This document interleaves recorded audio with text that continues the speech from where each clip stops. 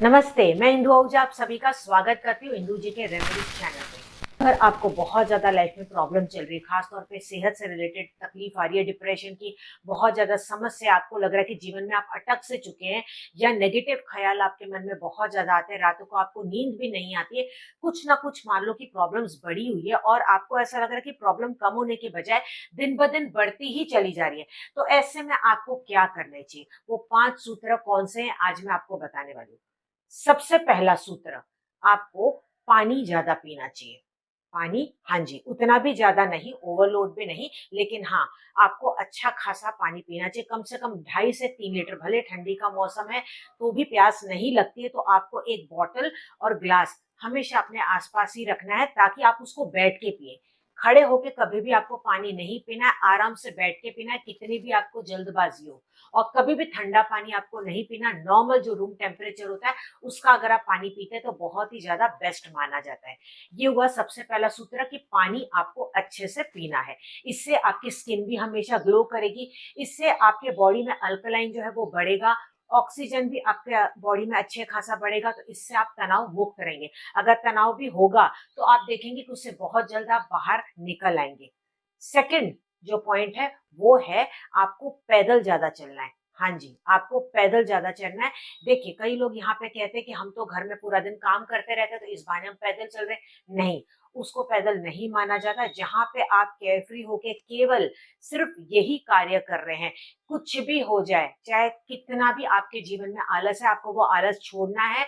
और आपको 1 घंटा नहीं तो 45 मिनट्स तो मिनिमम जरूर से टाइम निकालिएगा। 45 मिनट्स में मैं कहती हूँ नहीं हो पाता तो एटलीस्ट आधा घंटा आप टाइम निकालिए और नीचे जाके आप खुली हवा में जाके वॉक करें।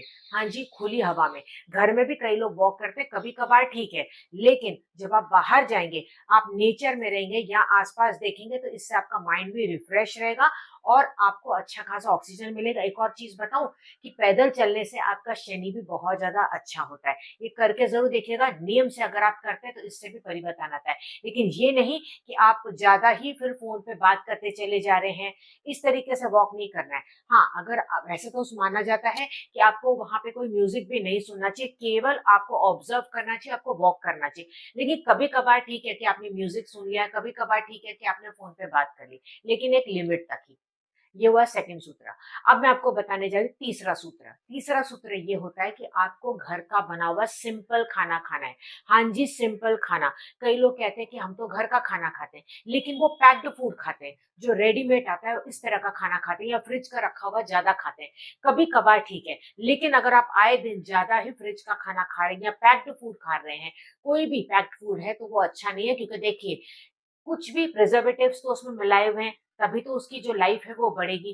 तो जितना आप सिंपल खाना खाएंगे, गरम मसाले का उपयोग कम करेंगे, आप डालें लेकिन कम क्वांटिटी में, फ्राइड आप कम खाएंगे, सिंपल खाना खाएंगे, तो फिर आप उससे भी देखेंगे कि आपकी लाइफ बहुत अच्छी होती चली जाएगी। बाकी कभी कभार खाने में कोई हानि नहीं है, आप बेझिझक होकर बाहर का भी खा सकते हैं, आप कभी कभार पैक्ड फूड भी खा सकते हैं, लेकिन कोई भी चीज जो अति होती है वो बहुत ही ज्यादा खराब होती है। चौथा सूत्र भी बहुत ज्यादा इंपॉर्टेंट है। आप जानते हैं कि नींद हमारे शरीर के लिए बहुत ही ज्यादा जरूरी है, लेकिन अक्सर क्या करते हैं, रात को लेट नाइट मोबाइल पे रहते हैं और मोबाइल देखते देखते ही सो जाते हैं।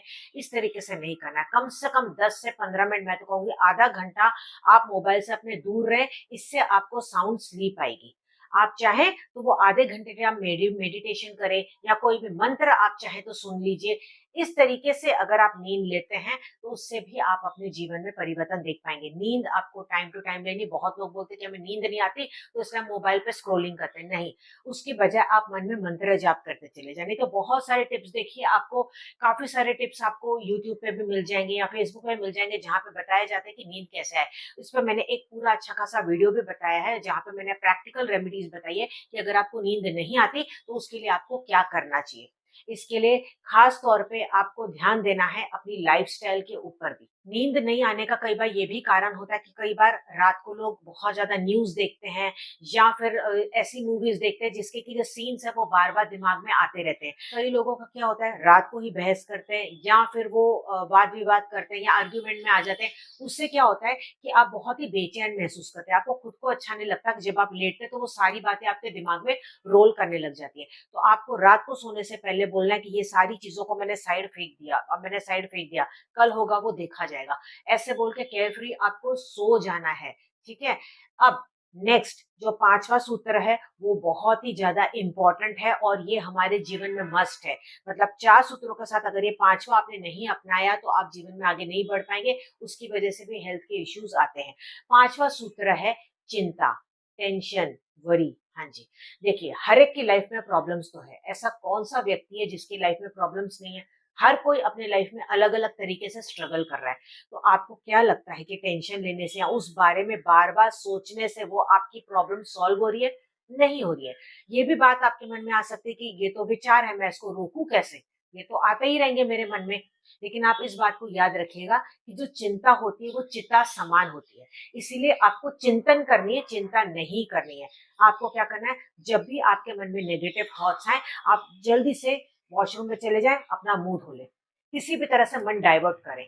आप क्या करें, उस वक्त कोई म्यूजिक सुन लें, मंत्र जाप करते चले जाएं या कंटिन्यू आप अपने गुरु का नाम लेते चले जाएं।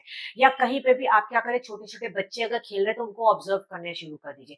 इससे क्या होगा, जैसे आप अपना माइंड डिस्ट्रैक्ट करेंगे तो आप तनाव से दूर रहने लग जाएंगे। या आप क्या कर सकते हैं, अगर आपके पास थोड़ा सा टाइम है तो आप ऐसी संस्थाओं में चले जाएं या जहाँ पे बड़े बुजुर्ग हैं जो अकेले रहते हैं या अनाथ बच्चे हैं जो अकेले रहते हैं, आप उनके साथ थोड़ा सा टाइम बिताइए। इससे क्या होगा, आप अपना दुख भूल जाएंगे अगर उनके साथ आप इन्वॉल्व हो जाएंगे। प्रैक्टिकली हर बार हर एक के लिए पॉसिबल नहीं होता, लेकिन जितना हो सके मैंने अलग अलग तरीके आपको ये बताए हैं। जितना हो सके अपना मन डाइवर्ट करने की कोशिश कीजिए। फोर्सफुली आप अपने मन को हटा नहीं पाएंगे क्योंकि विचार है वो तो आते ही रहेंगे, पता नहीं कितने हजार विचार ऐसे दिन में आते रहते हैं। तो ये जरूर से कीजिएगा।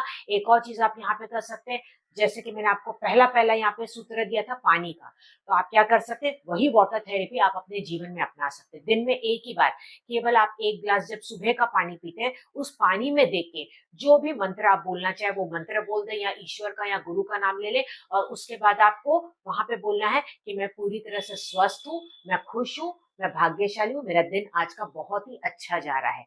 बस इतना बोल के घूट घूट करके पानी पीजिए। शुरुआत आपको पानी से ही सुबह करनी है, क्योंकि मैंने पहला सूत्र आपको बताया था। ये हम सभी को ये बातें पता है, तो प्रैक्टिकली इसमें से आप कितना फॉलो करते हैं। जरूर से इसको नियम से फॉलो करें। थोड़ा सा डिफिकल्ट है लेकिन नथिंग इज इम्पॉसिबल। अगर आप इसको 42 डेज तक अपने रूटीन में कैसे भी करके सेट करते हैं तो वो आपकी हैबिट बन जाएगी। और लास्ट एंड मोस्ट इंपॉर्टेंट, हालांकि मैंने आपसे कहा था 5 सूत्र है लेकिन मैं आपको छठा सूत्र भी देने जा रही हूँ, वो है ग्रेटिट्यूड।